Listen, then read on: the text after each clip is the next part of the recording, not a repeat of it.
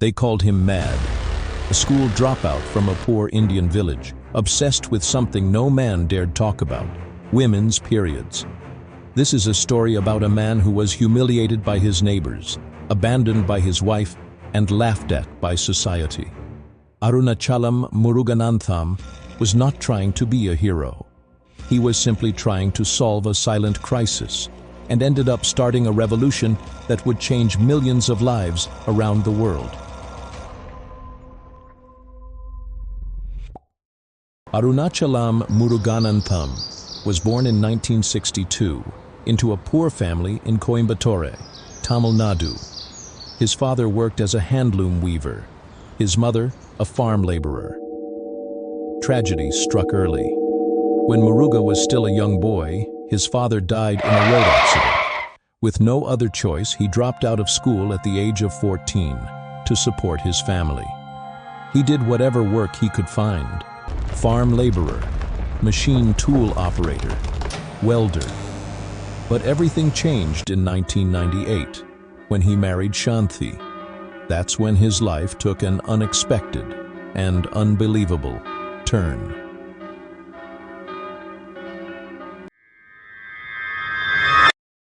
One day, Muruga noticed his wife hiding something in a cloth.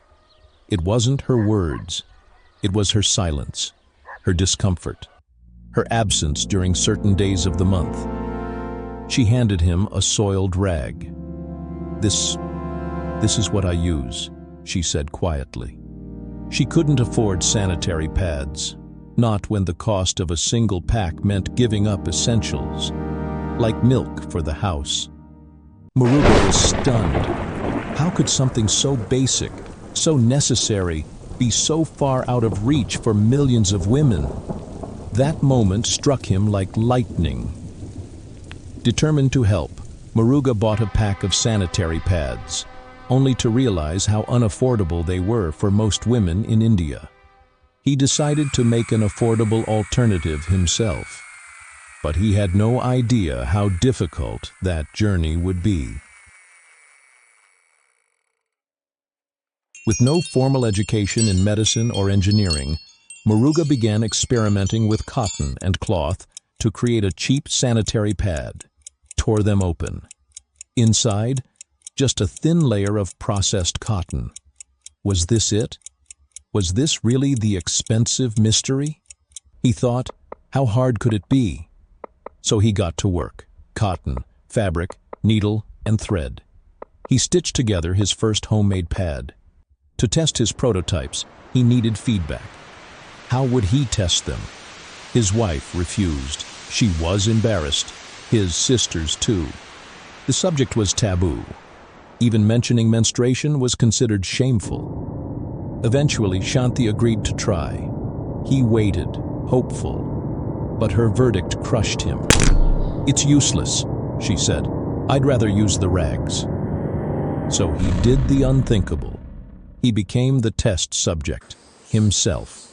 Yes, a man, in a deeply conservative rural village, simulating menstruation. He built a bladder out of rubber tubing, filled it with animal blood from a slaughterhouse, tied it around his waist, under his clothes, and as he walked through town, he squeezed it, mimicking bleeding, to see if his pads would hold up. The result? Catastrophe. The pad failed. His clothes were soaked in blood. He reeked. People began to avoid him. The villagers whispered. They called him mad. Some thought he was practicing black magic. Others believed he had some secret illness, or worse, that he was perverted. His community turned on him. His own mother stopped talking to him. Eventually, even Shanti left, heartbroken, humiliated, alone, completely alone.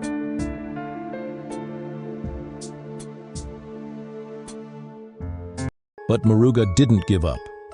He read everything he could, snuck into medical libraries, borrowed books he could barely understand, watched machines in factories, studied engineering diagrams, tried, failed, tried again. To fund his experiments, He sold his tools, borrowed money, took up part-time jobs. For 4 years, he walked this road, mocked, rejected, isolated, all for a dream no one else could see.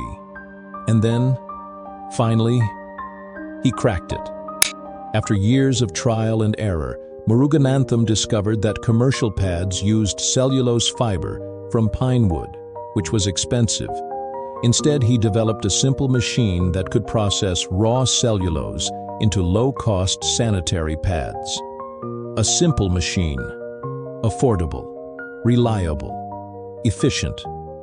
While imported machines cost over $500,000, Muruga's invention cost just $950. But he didn't patent it. He didn't sell it to corporations looking to profit. He did something rare, something radical. He gave it away. He traveled from village to village, teaching women how to use his machine, how to make sanitary pads, how to start micro-businesses, how to reclaim their dignity and earn an income. He created a revolutionary change. Muruga's real mission was not just making pads, it was breaking the taboo around menstruation. He trained women across rural India to manufacture and sell sanitary pads, creating jobs, improving menstrual hygiene.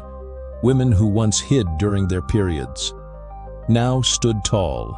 Mothers, daughters, grandmothers became business owners, health educators, community leaders. His work inspired the 2018 Bollywood film Padman, starring Akshay Kumar, bringing his story to millions. Muruga's machines began to spread, first across 27 Indian states, then to Africa, Latin America, Southeast Asia, eventually the world. Years later, Shanti returned. But she didn't find a broken man. She found a legend. By then, Muruga had spoken on TED stages, won Global Innovation Awards, and was even named one of Time magazine's 100 most influential people in the world. He remains a grassroots activist, advocating for menstrual health and women's dignity. His journey from a school dropout to a world-renowned innovator proves that one person's determination can transform society. I didn't want to be a businessman. I wanted to be a social entrepreneur, he says. And indeed, he became one of India's greatest. Muruganantham's story is a powerful reminder. True change begins with empathy and persistence. If you enjoyed this story, don't stop here. There's more where that came from. Check out other inspiring journeys and business insights right here on the channel.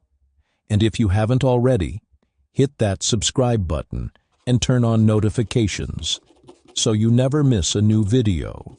Your next big idea might just be one click away.